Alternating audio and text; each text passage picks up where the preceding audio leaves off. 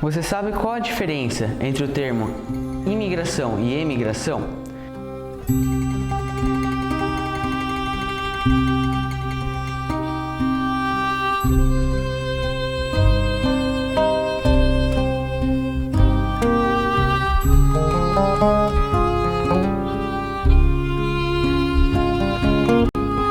O termo imigração é usado para se referir à entrada de pessoas em um país estrangeiro. Já a palavra emigração é usada para indicar a saída de habitantes de uma determinada nação. Em 1808, fugindo do imperador francês Napoleão Bonaparte, a família real portuguesa chegou ao Brasil e realizou a abertura dos portos brasileiros para o comércio internacional e para a chegada de imigrantes, entre eles os italianos. O processo migratório entre Itália e Brasil começou a se intensificar na década de 1810, quando uma enorme crise começou a afetar o país europeu, que estava dando início à sua unificação. Essa crise se estendeu de 1815 a 1871 e ficou conhecida como Risorgimento. Nesse período, os italianos vinham à colônia portuguesa à procura de emprego e fugindo dos duradouros conflitos, da fome, do alto custo de vida e da pelagra. Este país também era conhecido como uma terra nova, cheia de oportunidades. Ao mesmo tempo em que os imigrantes procuravam trabalho e melhores condições de vida, o governo brasileiro procurava mão de obra barata e qualificada, além de uma tentativa de esbranquiçar a população, pois naquela época havia uma ideologia muito forte chamada eugenia, na qual era demonstrado um olhar de superioridade da raça branca. Um dos principais serviços pelo qual os italianos eram responsáveis foi a construção das ferrovias nacionais no Brasil, como Recife-São Francisco, 1858, Dom Pedro II, Central do Brasil, 1858, e Santos Jundiaí, 1867. Com o passar do tempo, começaram a ser feitas na Itália diversas propagandas que incentivavam a imigração. Nelas, era anunciado que os interessados teriam suas passagens na terceira classe pagas pelo governo do Brasil, por coronéis e por membros da elite. Dessa forma, os residentes da Península Itálica eram atraídos para a América do Sul, onde desembarcavam no Porto de Santos e eram divididos, sendo posteriormente colocados em trens que os levavam para diversas partes do país. O local em que mais foram deixados imigrantes neste período foi no Hospedaria do Imigrante, em São Paulo. Ao chegarem, as pessoas faziam um registro e ficavam hospedadas ali durante uma semana, para que fosse possível a realização de exames, consultas médicas, contratos de trabalho, documentação nacional e a adaptação com o ambiente. Então, eram encaminhados para o local de trabalho. Porém, em 1902, devido ao maltrato para com os trabalhadores estrangeiros, foi criado na Itália o Decreto Prinetti, que proibia a imigração paga pelo governo brasileiro e as propagandas feitas por ele. Com a criação do decreto italiano, a intensidade migratória para o Brasil reduziu drasticamente, já que após sua criação, os italianos que tivessem interesse em se mudar para esta nação precisariam pagar as suas passagens, mas a maioria não tinha condições financeiras para isso. O processo de vinda dos europeus voltou a ganhar intensidade no período da Grande Guerra, como é denominada a junção da Primeira Guerra Mundial, do Entre Guerras e da Segunda Guerra Mundial, visto que eles não queriam correr riscos de morte ou de serem presos durante um conflito. Neste contexto, os italianos escolhiam o Brasil por três principais fatores. Primeiro, o Brasil não estava envolvido na batalha. Segundo, o clima era muito semelhante ao que estavam acostumados. E terceiro, os custos da época para vir morar nesta nação eram consideravelmente acessíveis, apesar de, na maioria das vezes, para conseguirem emigrar, eles devessem utilizar o transporte clandestino, por conta da Itália estar, naquele momento, sob a ditadura fascista comandada por Mussolini. Alguns descendentes de italianos se tornaram enormes referências em nosso país e conhecidos até mesmo internacionalmente, como Cândido Portinari, que foi um importante pintor brasileiro que teve e ainda tem um imenso destaque por conta de suas obras, além da família Matarazzo, que possui diversas empresas de diferentes áreas e se destacam no mundo inteiro. O Brasil é o país que possui a maior colônia italiana fora da Itália, com aproximadamente 25 milhões de descendentes. A imigração trouxe diversos costumes derivados da cultura italiana, seja em relação ao principal esporte da Itália e querido pela maioria dos brasileiros, o futebol com o time Palmeiras, seja com costumes imperceptíveis aos olhos, como o de falar alto frequentemente. Devido à grande influência, o dia 21 de fevereiro foi oficializado como o Dia Nacional do Imigrante Italiano.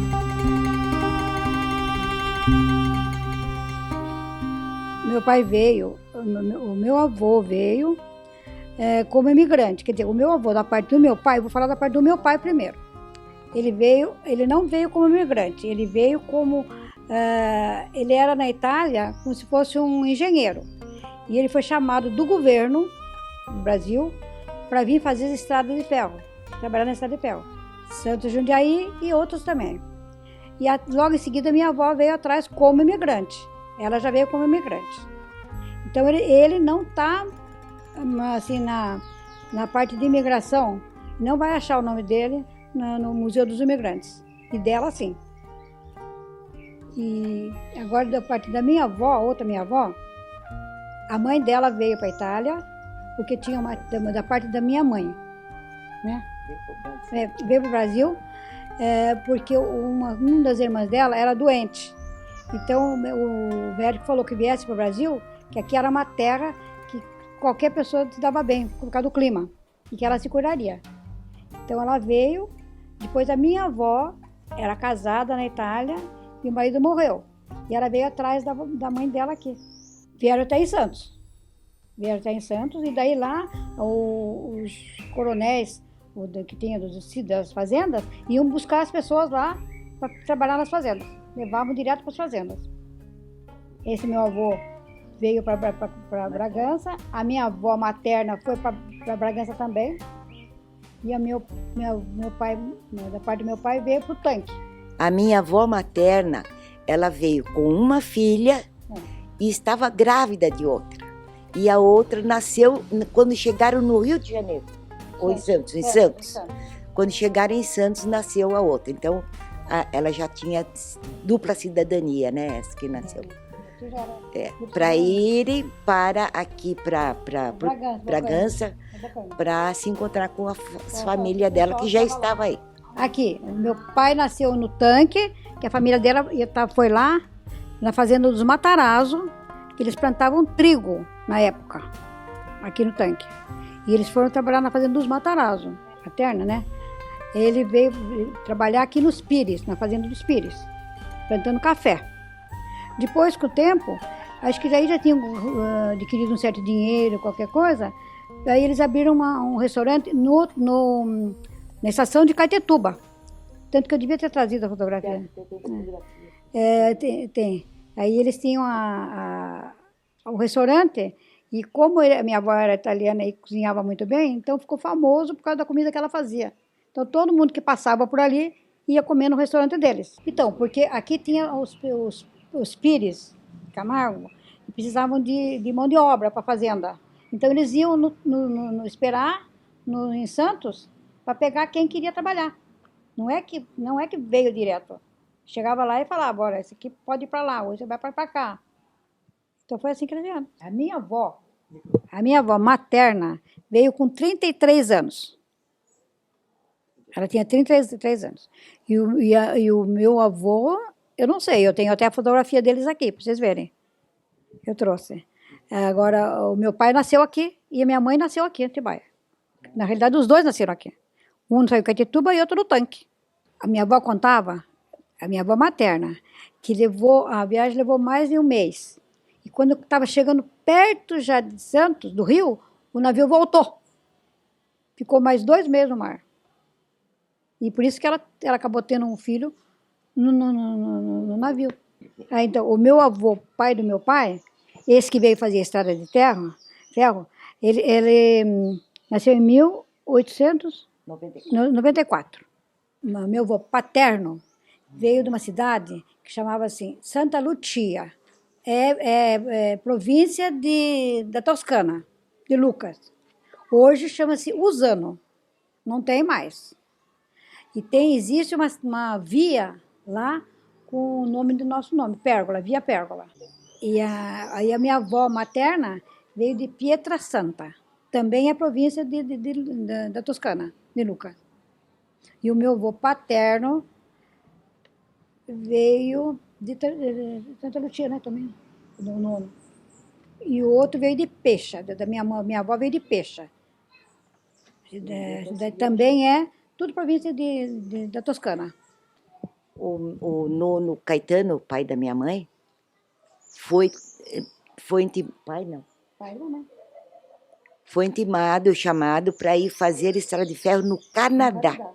E ele não quis. Ele não quis, por isso que ele veio para cá, na plantação de café. E ele era tido como engenheiro, né? Por isso que ele veio. Mas o outro foi como trabalhador, foi convocado como trabalhador braçal. A minha avó paterna, ela veio da lá da Áustria, divisa com a Áustria. Ela já veio de lá da Áustria. Eu sei que a minha avó falava que ela era no meio da bota. Ela morava no meio da bota. Porque a Itália, o mapa da Itália é uma bota, né? E ela morava no meio da bota. Isso ela sempre falou. E da família da minha avó materna, da nona, existe um monumento aqui em São Paulo, no Ibirapuera, que ele veio para cá para fazer, foi ele que fez. Giuseppe Martinelli. Ele fez o monumento à mãe. Tem até hoje lá. É. E logo em seguida ele morreu. Numa praça. É na praça, é. E logo depois ele morreu. Mas nunca voltaram para a Itália. Ninguém nunca voltou. E da família do meu marido, eu sei pouca coisa. Mas também eles vieram como imigrantes para cá. Só que eles vieram trabalhar em Bragança, parece. Moravam em Bragança, é. E a mãe do meu marido também veio para trabalhar em Bragança.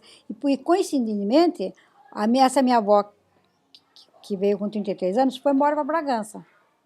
E foi juntamente na fazenda que eles estavam tudo lá. Então, daí, o meu sogro foi a primeira pessoa que fez pizza. Você perguntou? Foi ele que foi a primeira pessoa que fez pizza em Atibaia. Pizzaiolo. Aí ele foi o primeiro. Não tinha nenhum. Aí ele foi em São Paulo, fez um curso e ele fazia pizza.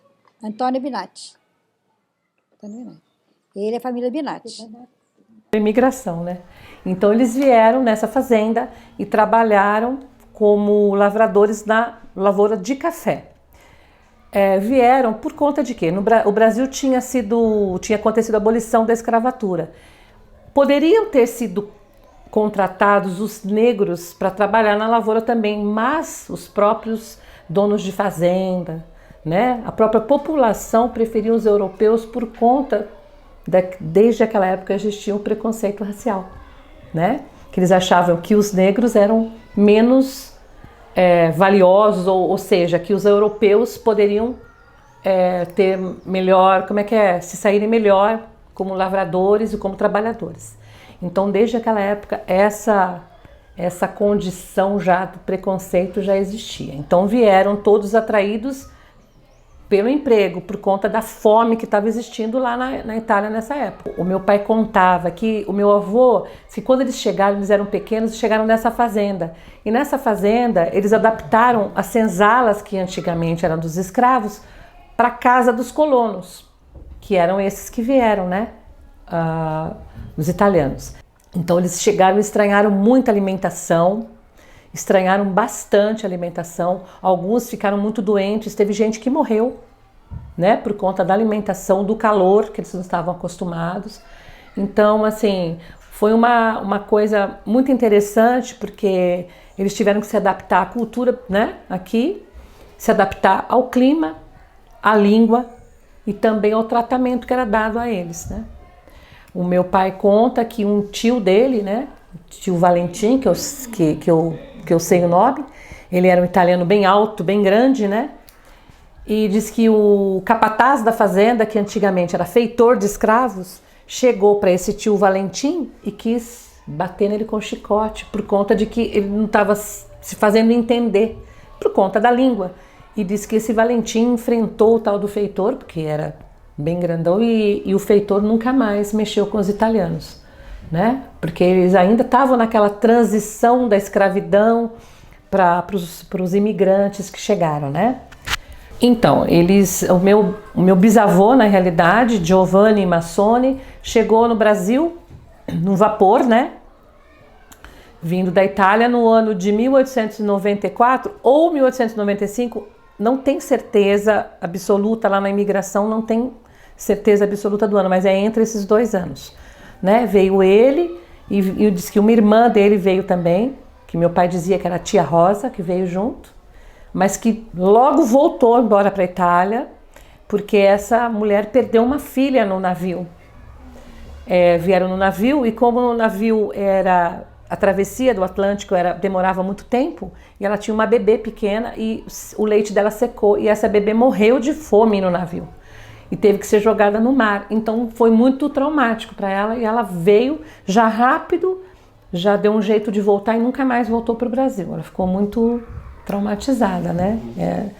Então, e eles vieram e fixaram residência, fixaram no bairro do bairro do Tanque, lá na fazenda da Bocaina, que é entre Atibaia e Bragança, nessa região. Esse meu bisavô veio com a esposa dele, que chamava-se Teresa Sartori, e com os filhos, né? Chegaram aqui no Brasil.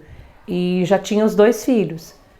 E quando ele faleceu, esse meu bisavô faleceu cedo, aliás, a minha bisavó, a Teresa Sartori, faleceu cedo, e esse meu bisavô se casou de novo, mas não teve mais filhos.